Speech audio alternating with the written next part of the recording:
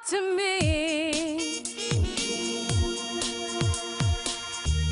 WSRadio.com. Accomplishment Coaching is proud to present the following fine programming. Accomplishment Coaching, where coaches lead and leaders coach. AccomplishmentCoaching.com. Welcome to the Coaching Show with your host, Master Certified Coach Christopher McCullough. And thank you very much, Dick Warren. Our visual people will see that today we're very excited to have an in-studio guest, and I can't wait to have the conversation we're going to have. Of course, we'll try and remember that there's video, there's audio, remember to talk into the microphones, because at least previously in our conversations, we get a bit animated. Yeah, and life is complicated, so just welcome to the true world. You know? There we go. You can tell by his dulcet tones that he's going to be an awesome experience for us today and for you. I'm busily looking up some things on my iPad here. Excuse that. But here's the thing. We got to let you know, my dear listener, first of all, that about our longtime sponsor of this show and also about our media partnership with the International Coach Federation. This man here, Tom Crane, knows the value of the International Coach Federation. We've been around long enough to have seen it sort of be a question mark and then grow into a large exclamation point. And I'm delighted, happy, proud to be a media partner. This show, the coaching show, is a media partner with the International Coach Federation. Our partnership is now in its 4th year, and it gives us a welcome opportunity to acknowledge the fine work of the folks involved at the International Coach Federation, the association. The ICF is the leading global organization dedicated to advancing the coaching profession, and they do that by building a worldwide network of trained coaching professionals, in fact, the largest worldwide network of trained coaching professionals. They set high standards, they provide independent certification, and as the world's largest organization of professionally trained coaches, ICF adds instant credibility to its members, like me.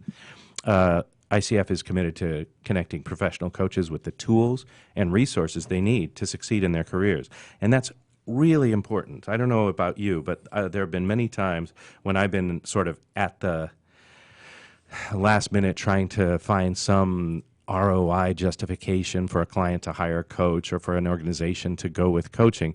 And all of those resources, all the research, all the tools that you need, in fact, other people's pitches, are all available at the ICF website. The International Coach Federation is a huge storehouse of valuable tools and resources. If you want to learn more and stay up to date with ICF news, including finding out about their global conference this year, which, Tom, summertime in Washington, D.C., that'll be warm. It's deliciously swampy, but it is the first global conference they've had in, I think, 5 years. So you want to be there. I want to be there. I will be there. To learn more about ICF and to stay up to date, you can visit coachfederation.org and follow ICF on Twitter. Their handle is @ICFHQ. That's @ICFHQ. We're delighted to also have an ICF representative on our show each month, so be sure to tune in because we've had everyone from the executive director, chief of everything, to the people that are in charge of the chapters and people from different parts of the world. It's an extraordinary opportunity. In addition, let's see. I want to let you know about our longtime sponsor of this podcast. For over 14 years, we've been proud to be sponsored by Accomplishment Coaching. And I don't know about you, but when I looked for coach training, I wanted the best. I didn't want the least expensive. I didn't want the easiest. I wanted the finest coach training because I knew I was going to do it one time and I wanted to do it right. So Accomplishment Coaching has, from the beginning, designed itself, positioned itself, and kept to their commitment of being the world's finest coach training program. So if you like Yale and Harvard are looking for the Stanford or Oxford of coaching, check out AccomplishmentCoaching.com. Accomplishment Coaching is in 6 cities around the United States and Canada, and you can actually go. One of the things I love about them is you can go and visit their program. It's not a black box. You can go and see what the approach is, what their style is, what it looks like. It's all in-person coaching, and you get a coach for the entire year of the training program. So it's not modular. It's not, do this and then do that. It's one program program one time, but you get all the tools you need to do whatever sort of coaching you want to do. Accomplishment Coaching, we're delighted to continue to be sponsored by them. Check it out at accomplishmentcoaching.com. All right, let's get to it. Delighted, ecstatic, been looking forward to this for some time. The great Tom Crane is with us. He's an international consultant, facilitator, author, and speaker who specializes in leadership. He assists leaders in creating high performance through the development of high-performance coaching cultures. Works with all level of leaders, and he wrote this book that we have been delighted to talk to you about before and multiple times, The Heart of Coaching. Now in its 4th edition, The Heart of Coaching is the foundation of all the work that Tom does in organizations that are very impressive around the world, and we could give you the list, but let's get to it. The founder of Crane Coaching, a resident of San Diego, California, a member of the OD Network, Society for Human Resource Management, and the American Society for Training and Development, and San Diego Professional Coaches Advisory Board. We're delighted to welcome back to our microphones Tom Crane. Hello, sir. Good morning, sir. Well, Thank you for your kind words. it's a privilege to have you here. Thanks for experimenting with us and being here. I know that it seems sometimes like we're far away and perhaps sometimes like we're too close here in this. So, leadership, you know, in the words of the great Bruno Mars, that's what you like. But we seem to be in at least a crisis of leadership, or at least a very divisive time when it comes to leaders these days. What do you see when you look at the leadership, either the political landscape of leadership or the state of leadership in organizations? Maybe that's two different questions. Well, I think it's the common thread is the process of leading, having people being willing followers and engaged and enrolled in the mission of that enterprise, whatever that is, whether it's a for-profit, a healthcare organization, a not-for-profit. Just the common thread there is about leading people. And so under the pressures that we've been under for, say, the last decade or so, the financial meltdown, and I think that set up in motion, the pressure sometimes brings out the best. It can also bring out the worst. So part of what I see, and I work with leaders and their teams, is a blend. You see people under the pressure, the stress, falling back into old habits, looking at, using an old machine model of people are nothing but resources to leverage their production and except for cogs in the wheel. My army of clone robots, that's not true for most organizations, right? But exactly. So what's the model that does work, or that when you come into an organization and you can see, as most of us can pretty much right off, that there's a leadership issue, what are some of the clues that leadership is the issue? Well, it's interesting. I brought with me a schedule that shows some research that's just about a year and a half old from the Harris Polling Organization. It's amazing in that it talks about the top 10 complaints from employees about their bosses, about their leaders. So it's really relevant to our topic. This wasn't just my employees, no, right? it was. This is a larger end. end. This is generic, and this is a study that they did. These are communication issues that prevent effective leadership, which is what this is all about. So do I see these symptoms? Yes, I do. Let me share with you some of the data. Please. And this sets is a context for us. 2015 It's Harris actually poll? 2015 data. Great. From the Harris poll. Can't get better than that. Yeah, it can't get better. So it's valid and interesting. So the first and the most significant issue is that employees do not feel that their leaders are recognizing their achievements straight out of the box, not reinforcing, appreciating the good things that they do and the difference they make. So 63% of the respondents said they had an issue in this area. That's like 2 out of 3 have an issue. Hello. Not giving clear directions, 57%, so it's almost 2/3. It's a huge number. Not having time to meet with employees. Let me walk on down to a couple below. Refusing to talk to subordinates. Really? Now, what is the potential excuse for why someone wouldn't talk with their subordinate, their direct report? I can't make any sense of that. But yet the data is in. It says that 51%, half the group, says there's an issue by not being talked to by their boss. Not offering constructive feedback, they call it constructive criticism, which for me is an oxymoron and problematic, just what you call it. So there's all kinds of issues relative to communications that I see and that most people who work in organizations see as well. So then the way we help shift that is to have them understand what the process of coaching ends up being about and how they can do that, because from the coaching process and coaching engagement, they can be a far better leader. It strikes me that, like, I appreciate you going down to some of the lower on the list, but I love that, the top two, right, are completely and clearly in the leader's bailiwick, Yeah. right? There's no like, oh, there's something wrong with this team, right? If you're not recognizing the achievements, 2 out of 3, and then I don't know what the And your status- directions are not clear. right? Where we're going. Who's Our mission, our strategy, One of the great startup guys that I know, Charles Gillespie, always tells me the CEO has 2 jobs: culture and priorities. And, that's right here, right? That's about it. It really is. I would completely agree with that comment. Recognizing achievements. Okay. So you advocate bringing in, and it's sort of your business and has been for decades now, bringing in a culture shift to an organization. Yeah. Is that your Yeah. So you walk in and you're like, hey, look what people are saying. Yep. And then what we advocate is a culture shift. It seems to me like any culture shift is a monumental task. But what is involved in a coaching culture shift? Great. The thing that makes it so daunting, I think, is people have a hard time understanding what culture is made up of. And the thing that often is said is like how we do things around here. Well, how we do things sounds like how we run our machinery. And doing things is far different than how we treat people. So I think that's the other half of the equation. It's how we do things. It's how we treat people.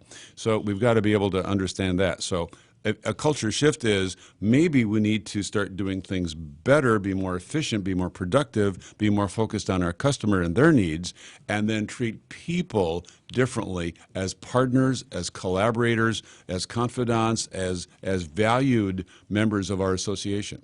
Or at least speak to them. Right? Well, hello, talk to them, provide direction, and then provide the feedback so that the people know how they're doing. The millennials, of course, are famous for, as they moved into management and leadership roles now, if you don't give me feedback and coach me and develop me, I'm down the road. I'm leaving. Yeah. Ben, there's so many different pieces I want to follow up there. Let's start with, so when you talked about culture being how we do things, it reminded me of Ricardo Semler, the Brazilian guy. Have you seen his TED Talk or read his book? I don't think I know him. I apologize for dumping him on you, but he's really great. One of the things that he said that has stuck with me for many years now, Ricardo Semler, is 3 whys. He said, in any organization, the thing you should do is ask 3 why questions in a row. He said, the first one, everybody sort of looks at you condescendingly and is like, oh, you poor dumb Everybody should know that. bunny. Right, Yeah, right. exactly. Like, of course, here's the reason we do this, right? But then if you follow up with another why question, it gets a little more complicated because then they're not so sure and it's sort of like, oh, I think, well, this is right. You're having to re-examine your assumptions and Exactly. you go deeper. And the third why question, he said, usually devastates the issue. Breaks it wide open. Right. Yeah.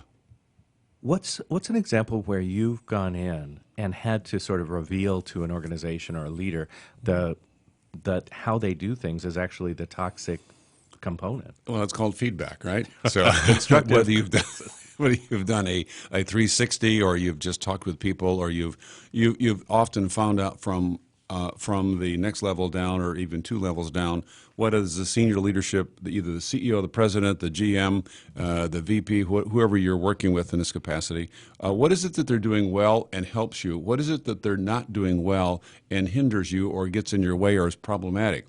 And the third question I'll often ask is, what would be a suggestion? If there's one thing you'd pass on to this leader, what would it be? What would you like to have them start doing more of or less of or stop or start?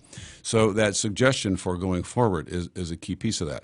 Well, then if you package that feedback, pull it together and sit down in confidence and work with that leader around their feedback that you've gathered rather informally because it's truthful, it's good, solid stuff, and they can If they can onboard that, if they can believe it, if they can get their ego out of the way enough to take it in, which is often the issue, then they've got the chance to grow and develop themselves and get behind this idea of creating a culture where coaching is a common shared communication skill. We all know how to give and receive feedback, which is what opens up everything else. It makes those why questions easy.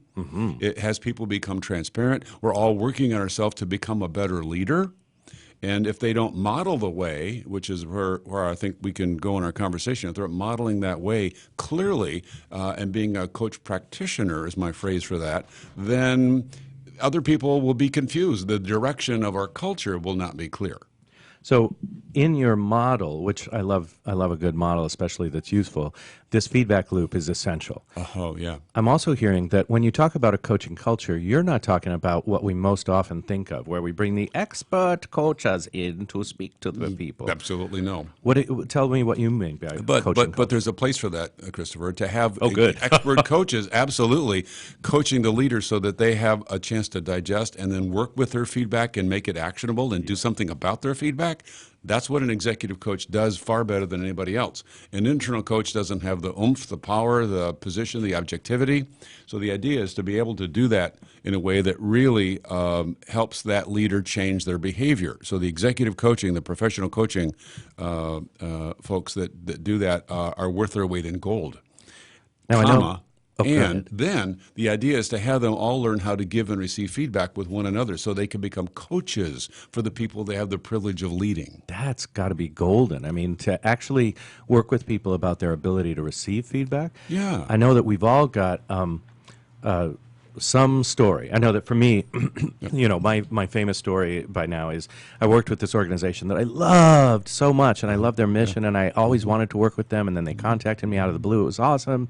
And then I went in, and it was a classic toxic leader situation, you know, and I went in, and the guy asked for a report, and I said, well, you know, here's your report.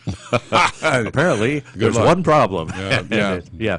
And it was the kind of culture where you could there were 1,000 ways to get into the doghouse, into trouble, and 0 ways to get out. Like once you were in trouble, that was labeled. Have you had some similarly, you know, and the end of that story is that, you know, about, I think, 2 days after I delivered my report, I got a call from the assistant relieving me of my duties, right?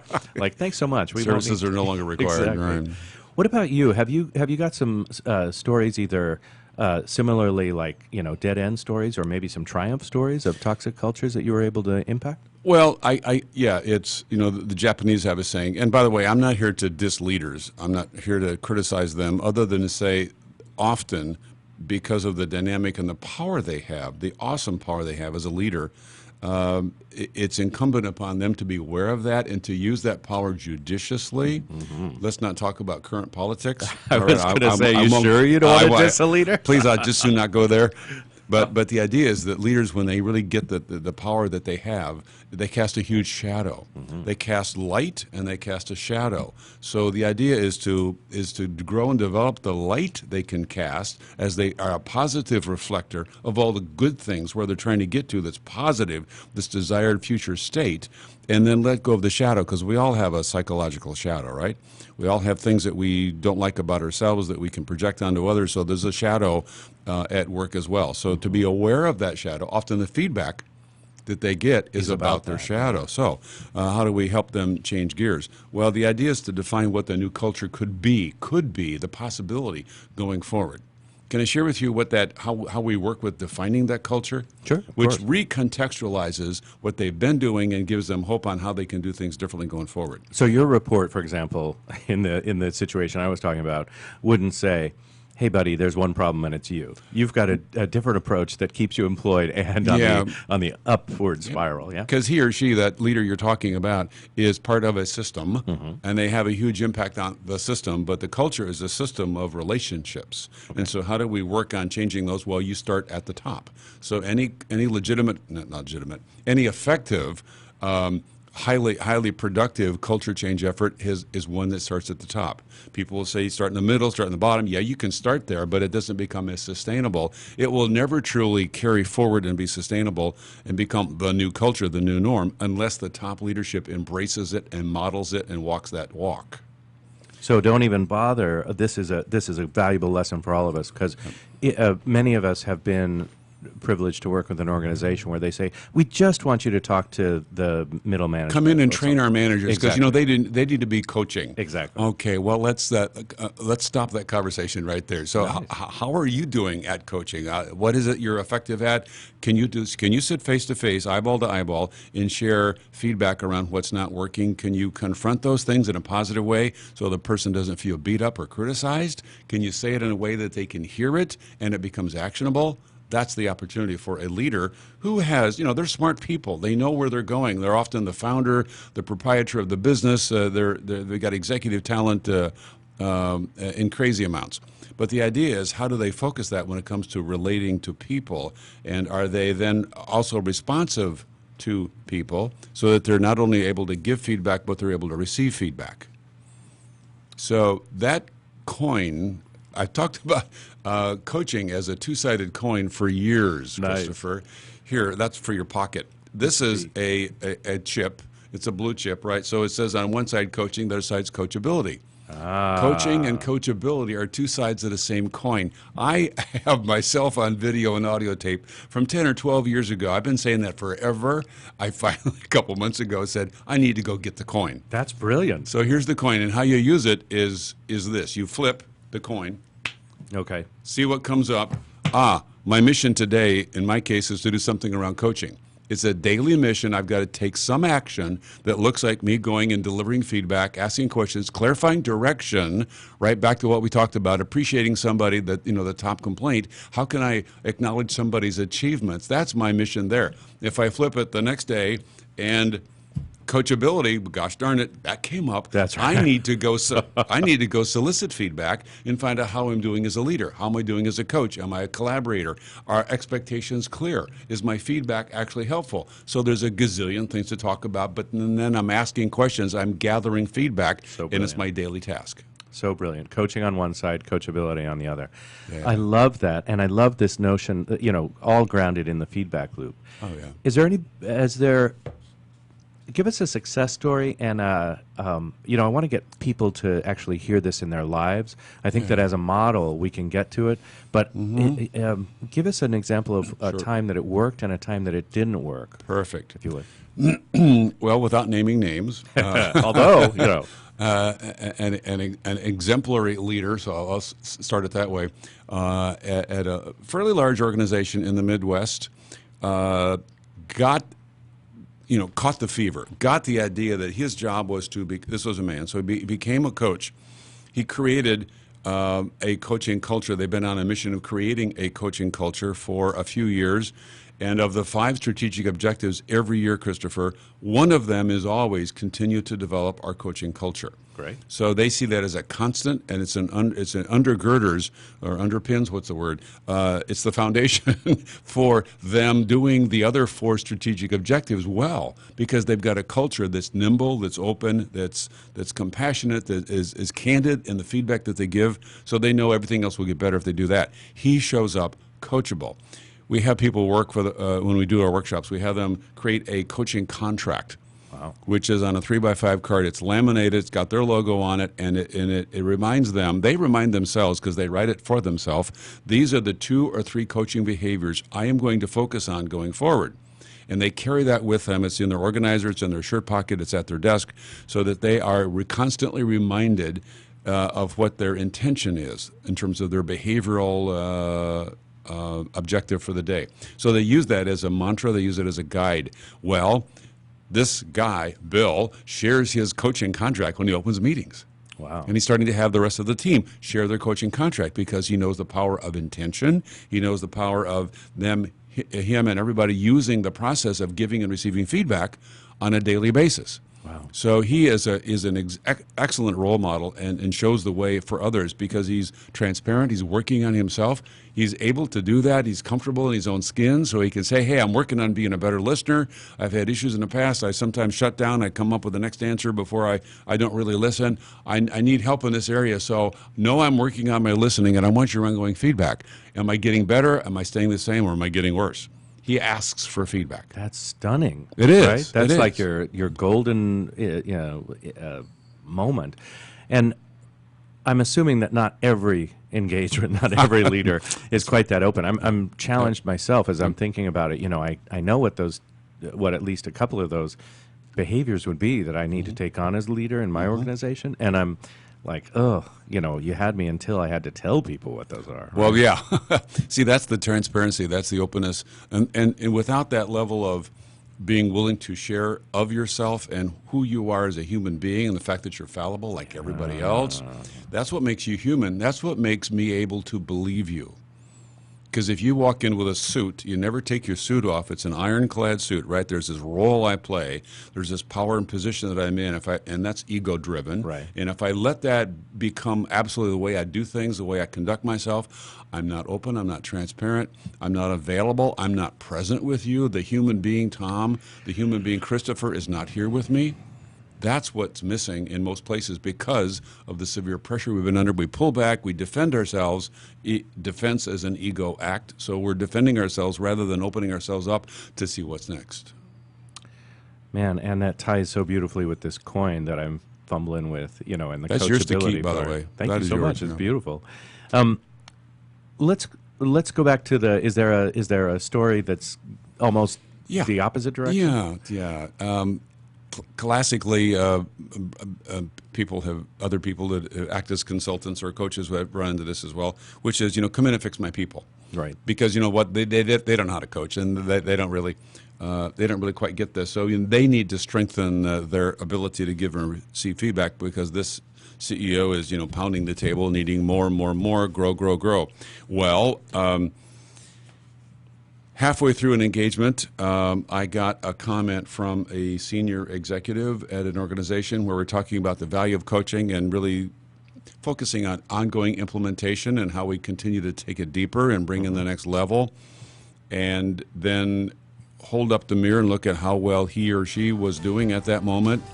It was a he. I'm so sorry. I totally got enthralled in our conversation. That must mean something. It does. It's just like the Oscars. Yeah. What that means is we've got to take a break here, Got it. and I'm so sorry. Please remember where you are in the story. I will. I apologize. That was my bad for not looking at the clock. You, my dear listener, listen to these important messages, and when we come back, more with Tom Crane. Check him out at craneconsulting.com. Hi, Mary. Our growth has me looking for new furniture, but I can't find the right vendor. Can you help? For sure.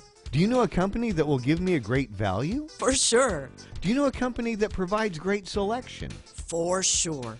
Do you know a company that is professional and responsive? For sure. It's Shore. Shore Office Warehouse has been providing great value, service, and selection for over 40 years. It's Shore. For sure. ShoreOfficeWarehouse.com. Hi, this is Rob Barnett, CEO and founder of VinVillage.com and the Wine and Dine Show on VinVillage Radio. Do you have a wine, event, product, or service to promote? Then contact VinVillage.com to reach thousands of wine lovers across the country. VinVillage connects like-minded wine enthusiasts with unique and exclusive wines, events, products, and services. To learn more, contact us on VinVillage.com. VinVillage is where wine lovers connect. Do you want to be a professional coach? Are you in business trying to make a real difference with people you manage or work with? Have you started a coaching practice that isn't quite getting off the ground? Get the skills you need to be a successful coach today with the Coaches Training Program from Accomplishment Coaching. The Coaches Training Program will show you how to help others focus and be more fulfilled. Whether you want to improve your company's bottom line or create a thriving coaching practice, Accomplishment Coaching can give you the distinctions and practices you need to coach others effectively today. Accomplishment Coaching has spent 6 years developing a cutting-edge coaches training program that will have you ready to coach people professionally in just 12 months, and you don't have to take time off work to do it. To find out more about the Coaches Training Program, just call 1-888-548-6813. That's 1-888-548-6813. Gotham Books presents Marriage Rules by Harriet Lerner. The book Martha Beck calls required reading for anyone hoping to interact successfully with any other human, not just for those in romantic relationships. Get your copy wherever books and ebooks are sold, and visit harrietlerner.com to learn how to change your marriage today.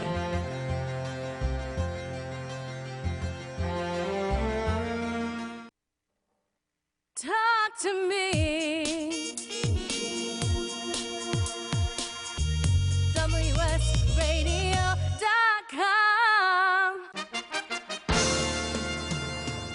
Accomplishment Coaching is proud to present the following fine programming. Accomplishment Coaching, where coaches lead and leaders coach. AccomplishmentCoaching.com. Welcome back to The Coaching Show with your host, Master Certified Coach Christopher McAuliffe.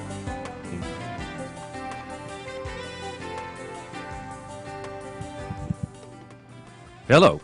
I got caught. It's ironic that on the break we were talking about not getting lost in the conversation, and then I got lost in the conversation. All right, dear listener, thank you very much. You and me both. For tolerating that.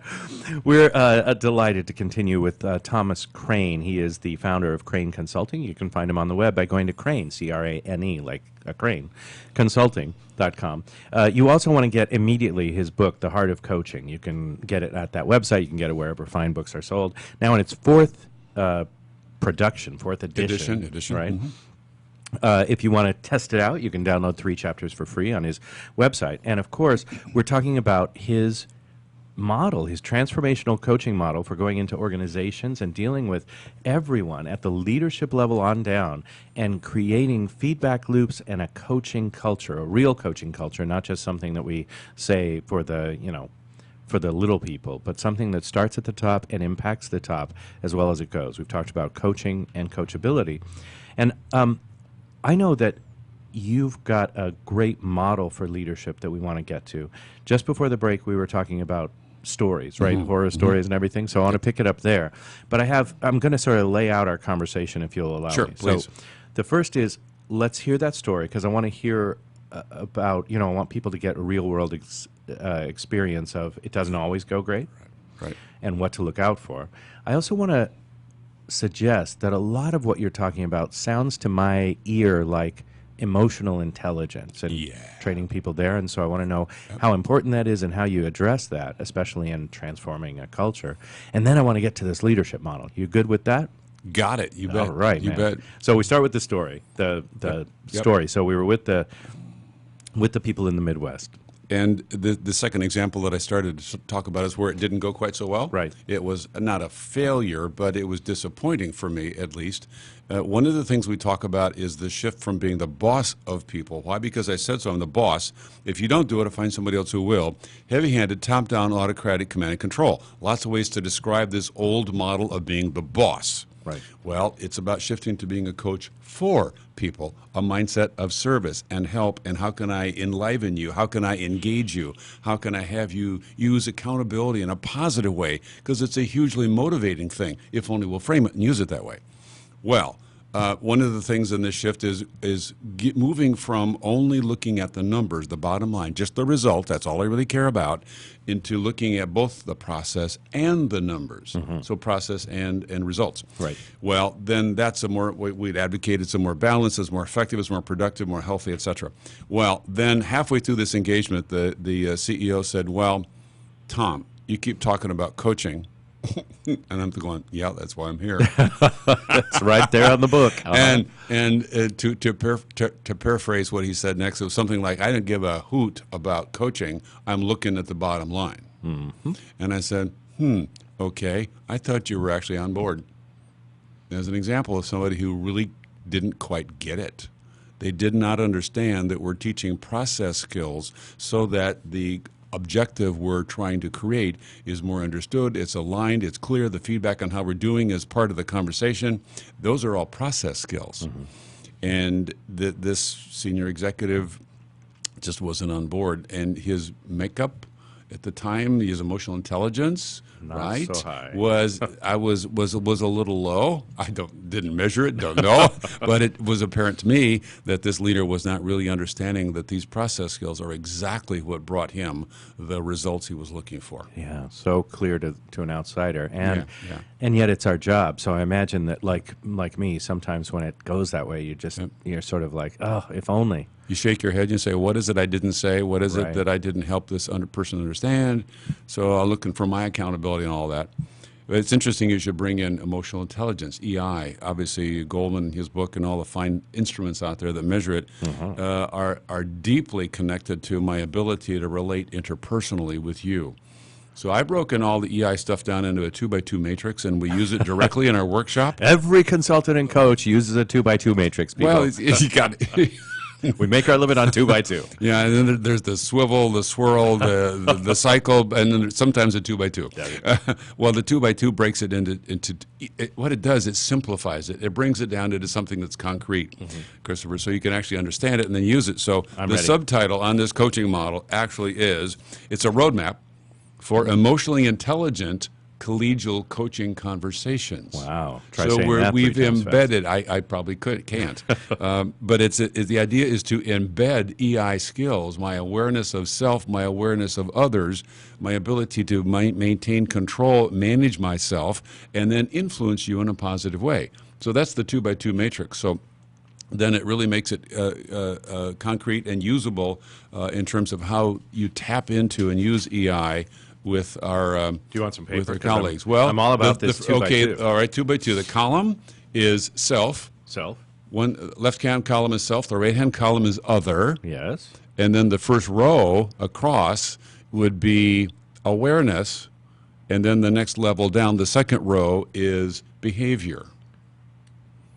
Okay, I have all of those things. I have self, others, awareness, and behavior. Right. So I'm there's doing your good so there's far. your 2x2 matrix. So self-awareness. What am I aware of in myself? What are my shadow issues? What are my triggers? What are my skills? All the good things I can do. Awareness of other is, can I pay attention to their body language, their tone of voice? Can I pick up on what's going on with them inside of their body, their mind, their heart, their soul? What's going on inside of that person that I'm going to want to pay attention to? The behavioral quadrant under self is my actions. What is it I do to manage myself, self-control, all of those things. Expression. Exactly. Expression, the way I say things, is anything I do or say, that's a behavior. Well then, can I then in a positive way influence the other's behavior? Because that's what I typically am delivering feedback around. But I've got to say it in a way that they can hear it, and it becomes actionable. So then what can I do in a positive way to influence their behavioral shift? Because that's the way you really define the effectiveness of not only learning. Learning doesn't occur unless behavior changes, and the culture doesn't shift unless the leadership behaviors taken together, they all change too. So it's about behavioral change. And this is very similar to what we were just talking about in terms of, when we have an engagement that doesn't go as powerfully as we'd like it to, we then look and see, what could I have said? How could I have gotten this over into their court, so to speak? So that they Exactly, in a can way own it. they can understand it and then operationalize it and use it. That's beautiful. Thank you so much for this. And Yeah. don't be surprised when, you see me speaking at the ICF on this very topic. I'm kidding. You of take it and course. run. That's great. People, do not steal other people's stuff. I'm just teasing. It's an ethical issue. You know that. Just flip the coin, they'll know what you're talking about. All right.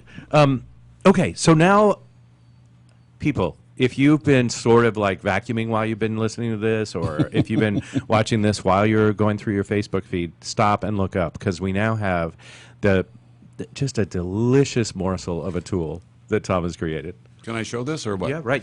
The cameras are there. There is a bicycle. So everybody knows bicycles, and of course the cool part about a bike is when you learn how to ride a bike, you never forget. You can always get back on it. True that. At our advanced age, and probably ride this puppy, right? So what I did is I played with the idea of a bicycle as a functional vehicle to move from point A to point B, and I said, okay, this is the leadership bicycle. Pulled this together about 2 years ago. The frame that actually holds the front tire, the back tire, the handlebars, and the seat together, that is communications writ large, our communications effectiveness. That's what connects everything in the organization. Well, you have a front tire and a back tire. The tire, the rubber that actually meets the road, because Nice. that's the metaphor, right, Right. is our customers. Are we focused on meeting the customer's needs, where the rubber meets the road? The spokes and the structure for that front wheel is our course. And, to our interview a while ago, directions, it's our vision, it's our mission, it's our core values, how we're going to work together, all of the expectations that define our course, where we're headed. Also so known that as and culture? Well, it's a piece of culture. These are all related to culture. Gotcha. But the one thing I left out of our course direction is the strategy, and that's the handlebars. Right, the point where you point which it. is exactly, precisely. We're there to serve customers. Other things support a full definition, of course, but the handlebars provide the primary steering mechanism. All right, then you've got a back wheel. The back wheel, which is where the power comes from, that's the coaching wheel, where we learn how to give and receive feedback. And the tire there, what meets the road, the rubber that meets the road on the back wheel, is people. People is where we get traction. Nice. I love that. People Well, is then where you we get traction. Thank you. Then you've got the pedal itself. The pedal's the structure that actually is what allows the person who's riding this bicycle, more about that in just a minute, them to exercise accountability and empower people. So the power train comes from putting your feet on the pedals and actually turning the crank. So the front sprocket, if you will, is empowerment. The back sprocket on the back wheel that connects to the back is engagement. So by using empowerment in a positive way and accountability, we engage people, because otherwise there's no power connection. The chain that connects the two, feedback. See, the Beautiful. feedback has got to be there to exercise accountability, to engage people, and through the process of feedback, who's riding this bicycle, who sits on the top of it, who's in the seat? Leaders. Beautiful. The idea is to get your you-know-what in the seat and run this bicycle. And there's a shaft that holds up the bicycle seat. That little thing that you can adjust up and down. Right. And if that's not strong and in place and pointed the right direction, then the seat's unstable. The currency of leaders is trust. So that little structure that holds up the seat is the trust. Just in this description, you've come up with like 3 or 4 excellent TED Talks. The currency of leaders is trust. Mwah. Yeah. Beautiful, right? Cool. Thank you. And I love the sprockets of empowerment and engagement. Yeah. Awesome. Yeah. So it's a beautiful. Now, where do we find this beautiful piece of leadership? Delicious definition. Is this in the 4th edition of? I don't have that in the book yet. It's in our workshops that we do. It's a whole other book. That's what Thank that you. is. It really is. It's thank you. I think of the same thing. It's in a blog right now on my website, so people can find it when you go to the blog section of my website and define kind of like I just did just now. But you're right. It's probably a launching pad for more work, more books, etc. Yeah. And again, the blog that we're talking about is at Tom's website, which is Crane, C-R-A-N-E, consulting.com. Lots of great stuff there. This one is, in particular, is titled The Art of Leadership and Riding a Bicycle. And it's there. There's also EQ and coaching. There's lots of great stuff there. And one of the things that I've referenced throughout our conversation is culture. And I know that one of your blog posts is about culture is not how we do things. Do you want to address that? Sure. It's how we do things, which is a partial definition. I think it's accurate, but it's incomplete. Necessary, but insufficient. The idea is it's also how we treat people. It's the relationships we have, how much trust is there, how much accountability is there. That's both given and received, but it's modeled from the top. So it's the relationships as well, and the network of relationships, along with how we do things. That's a fuller definition of what culture truly is.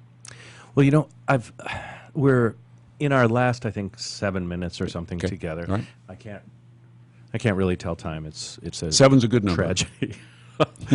But what I want to sort of, it's clear that this body of work is deep, necessary, and powerful. So, first of all, thanks for creating it. Thanks for all the great organizations that you've brought it to, including household names like Michelin and Pfizer and Shell and Verizon. But I'm wondering about the work of doing this. It seems to me like you've always got to be personally sort of out ahead of the curve as you're developing, as you're seeing more and more different types or nuances of leadership and culture, this may be an unfair question, but if you could start someplace, if you could give all coaches one starting place when they're working with executives or leaders, what would you have us do, or what would you have us, where would you have us impact leadership? Great question. That's why I get paid the no money. And it's fair. I just wish I'd known it was coming. No. Well, I think the idea is this. If you want to shift the culture, shift the leadership team culture. It's their ability to collaborate, to be open, to give and receive feedback to one another, up and down, so that they can speak truth to power. If they can't do that with themselves and they cannot collaborate, no wonder the rest of the organization has got trouble. The Japanese have got this saying, which is about, the fish rots from the head. So if you got a problem in a culture, it's dysfunctional, it's toxic, look at the top, look at the corner office and see what's going on there.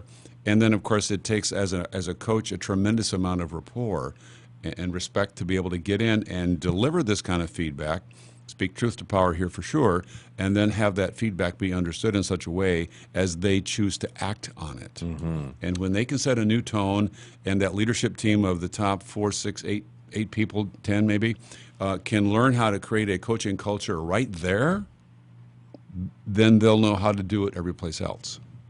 Is there something, as you go around and give talks and encounter people who impact leaders, right? So whether we're talking about the OD specialists or the SHRM people or any of these folks, is there something that you would have us stop doing? Do you think that there's something that's well-intentioned that's either not effective or actually continuing the current cultures? A lesson for me in my career is to be more of a disruptor.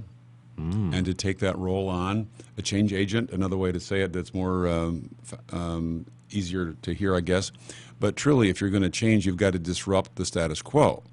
So as a consultant, as an executive coach, as a facilitator, teaching this coaching model to any client you work with, it's about being a disruptor, and you've got to be willing to stand in the face of the fire and the flame, and to say things that are unpopular and say things that are hard to say and hard for them to hear. But unless we've got that courage to do that and say that and show up that way, to be in integrity and not afraid of losing our job, confront things that need to be confronted, there's the huge wake-up call for me, because it's the thing that we as an outside consultant would do. We want to keep our job. We want to keep this engagement going. It's about all of that. Rather, what is it I can do to make the biggest difference here with respect? How can I say this so that whomever I'm speaking with really appreciates the feedback, where it comes from, my intention. We always have people talk about their positive intention in sharing any message. So that's the front-loading device that makes it more palatable, more easy to hear. In the spirit of coaching, I'd like to share some feedback with you that I've heard. I don't know if it's true, but I think it might be important that you hear it. Nice. You have a moment right now. And that something like that kind of sets the openness for them to receive.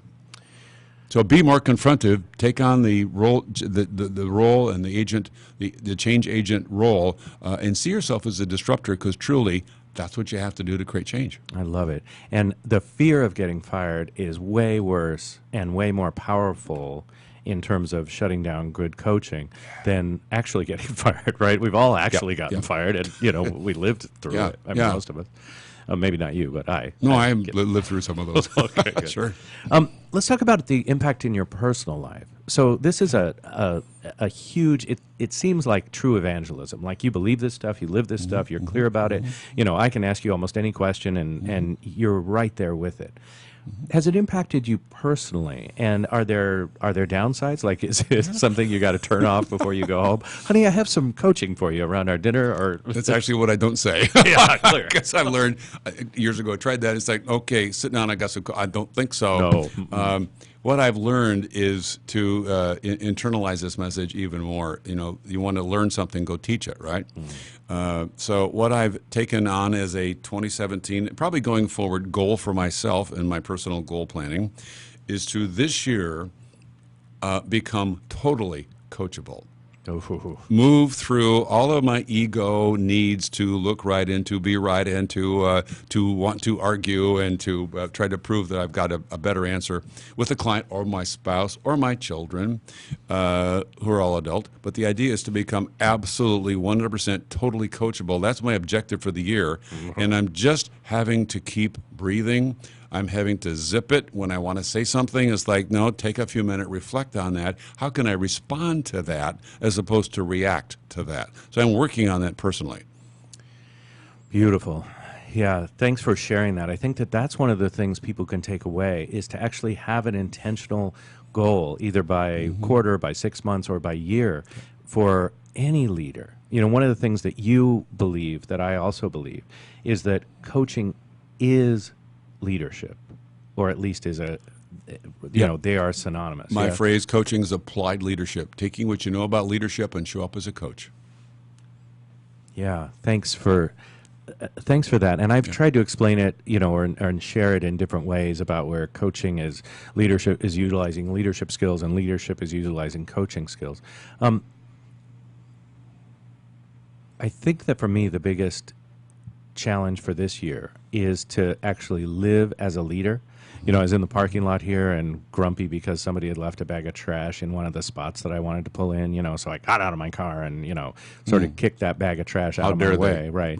And then I parked, and then I thought, what am I doing? That's not a leader. That's a, you know, whiny 5-year-old. So I went out and got the bag of trash, now, of course, strewn everywhere because I had kicked it, you know, and picked it all up. You kicked it. Put it in the, put it in the trash receptacle. But, you know, I think that that's also a message of personal responsibility on my part and growth. And I love that you're living that, right? Like me personally being coachable, 100%, not 98%, and I save 2 for me, but 100%. There you go. It's extraordinary. We're down to our last 3 minutes, and I want to give it all to you.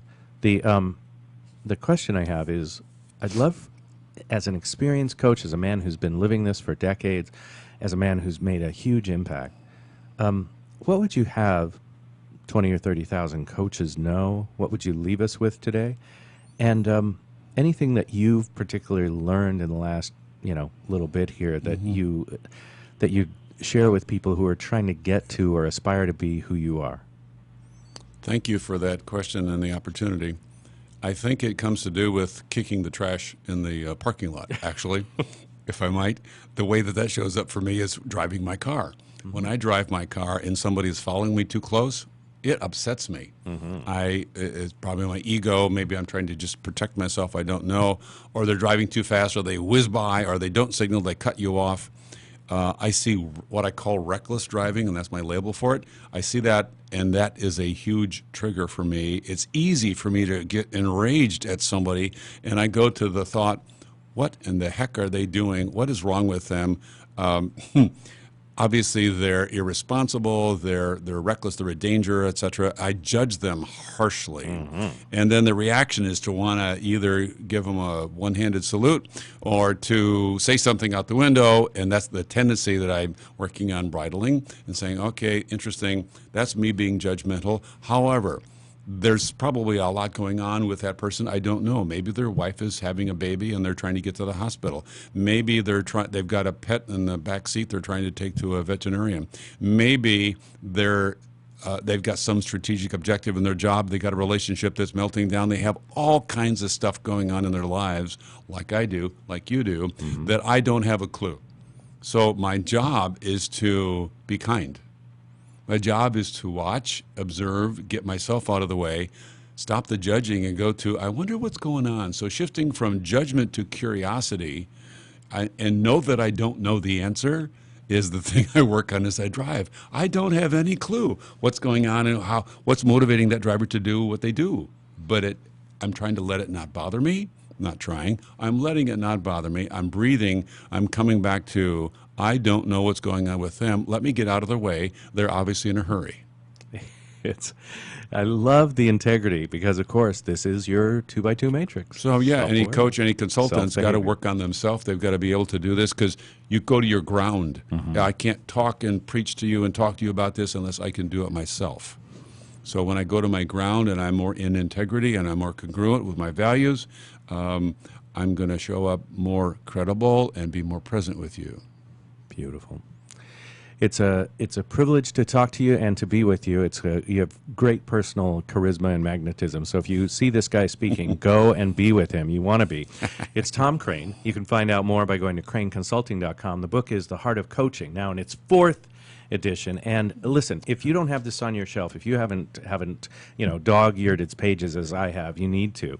The transformational coaching model is in there. It gives you some clarity about where to go and what to do. Any events where you're speaking or people can come find you? I don't have the date in my mind. It's May. I'm going to be speaking actually, in a session in I think it's Nova Scotia. It's ICF Canada. Oh, wonderful. Yeah. All right. One of the regional offices over in the eastern provinces. We'll look for that and more at Crane Consulting. That music tells us our time is up. Thank you, sir, for all of your great work. And My thanks for pleasure to being be with us here. And thank you, my dear listener, for tuning in. That's another edition of the Coaching Show behind us. Each week, bringing you people on the cutting edge of coaching and leading our wonderful field. We'll talk to you next week. Your search for the right office furniture will be done when you walk into Shore for sure. In our 46,000 square foot warehouse, you are sure to find the right new or used desk and chair for your home and office. Trusted for over 40 years, Shore is proven to provide great value, quality, and service. From free space planning to our white glove delivery service, you are sure to leave happy and satisfied. We're a family-owned business that will treat you like family for sure. Se habla español. Do you want to be a professional